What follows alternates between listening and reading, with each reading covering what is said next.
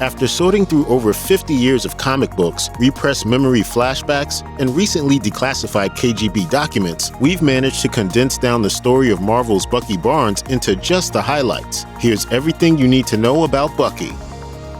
In Bucky's first appearance in the golden age of comics, he was sporting a red and blue superhero costume as Captain America's kid sidekick, complete with a period-appropriate golly gee demeanor.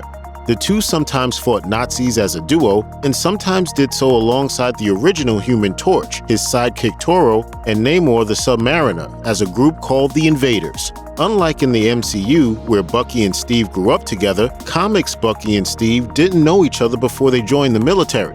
Captain America's identity was a secret, and the reason he decided to take Bucky on as a sidekick was because Bucky accidentally stumbled into Roger's tent one night and discovered the truth. Later comics retcon this origin story of Cap and Bucky's partnership, instead asserting that this quaint meet-cute was actually a piece of American propaganda. In truth, the US military arranged their partnership for two reasons: to create a symbolic enemy of the Hitler Youth, and to have a morally flexible field agent at Captain America's side, someone willing to do the darker things that Rogers wouldn't.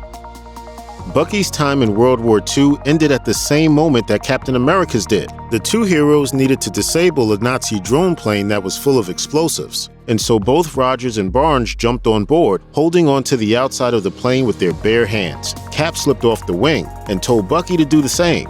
Unfortunately, Bucky's arm was caught. The plane exploded and Bucky was seemingly killed, while Captain America fell into the icy waters below, where he remained frozen for decades. Even though the Avengers would thaw Captain America out in 1964, Bucky didn't appear again in comics alongside him.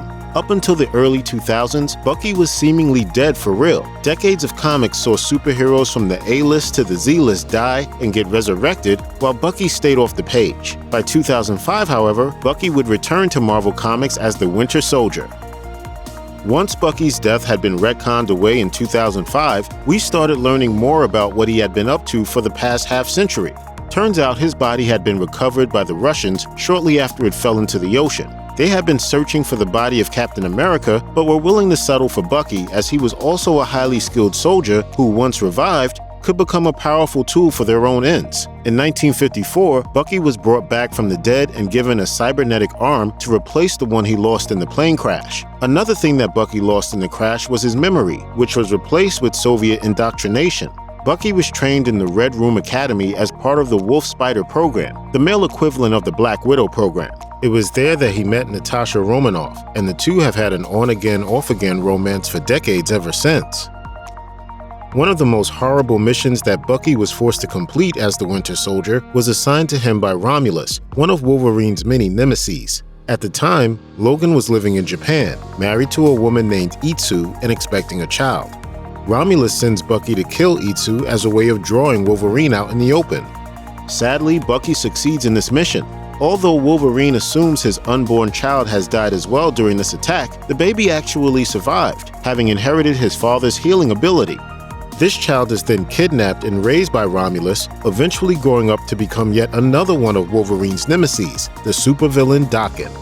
In a strange twist, Bucky may have also been responsible for saving Wolverine's life. In one issue of Wolverine, it's implied that Bucky was present when Wolverine escaped from the Weapon X facility and had a hand in helping him escape, although the full story of exactly what Bucky did and why has never been fully explained. Perhaps this act was a rare moment when he was able to fight against his brainwashing and do a bit of good to help a man whose life he had previously destroyed, but this element of Bucky's past is still largely shrouded in mystery.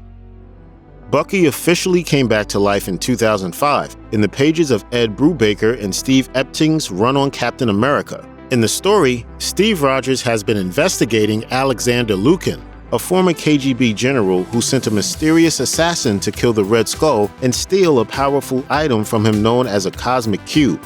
Unlike the MCU's version, which is actually an Infinity Stone, the comics version of cosmic cubes are concentrated chunks of cosmic energy that can basically grant whatever wishes their wielders desire. After Captain America crosses paths with Lukin's mysterious operative, the Winter Soldier, Nick Fury discovers a KGB dossier which reveals his true identity as Cap's sidekick Bucky Barnes. This revelation understandably rocks Cap to his core. Cap then discovers that Lucan is hiding his stolen cosmic cube in a secret military facility. Thinking that Bucky might be stationed there, Cap goes in to confront him. Cap decides to appeal to Bucky using the time-honored power of friendship, dropping to his knees and asking his old friend to shoot him if he doesn't remember their friendship.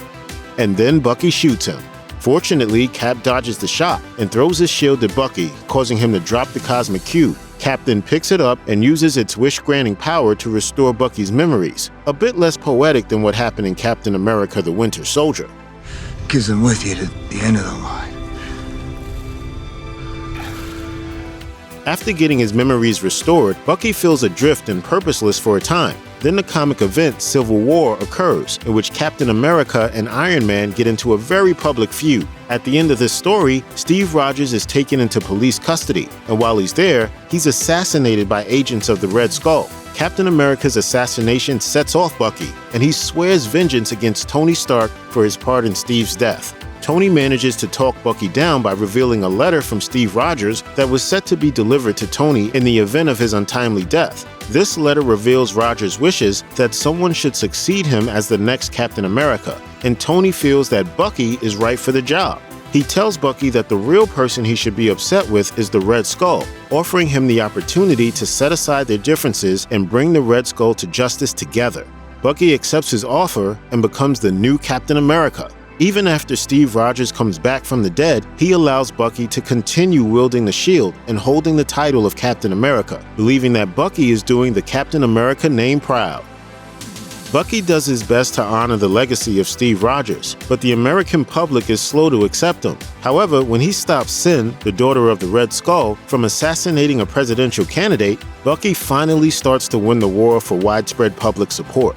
However, even after this, Bucky's past continues to haunt him. A Golden Age villain known as the Man with No Face suddenly resurfaces, apparently attempting to create a deadly virus out of the remains of another one of Marvel's oldest characters, the original Human Torch.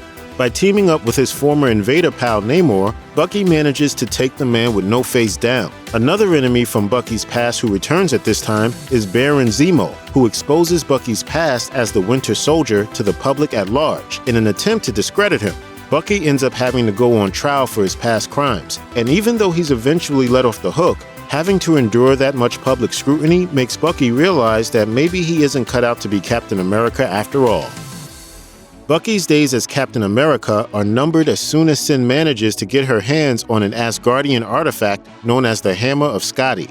With the power of this item, she leads an attack on Washington, D.C. Bucky tries his best to oppose her, but she's too much for him.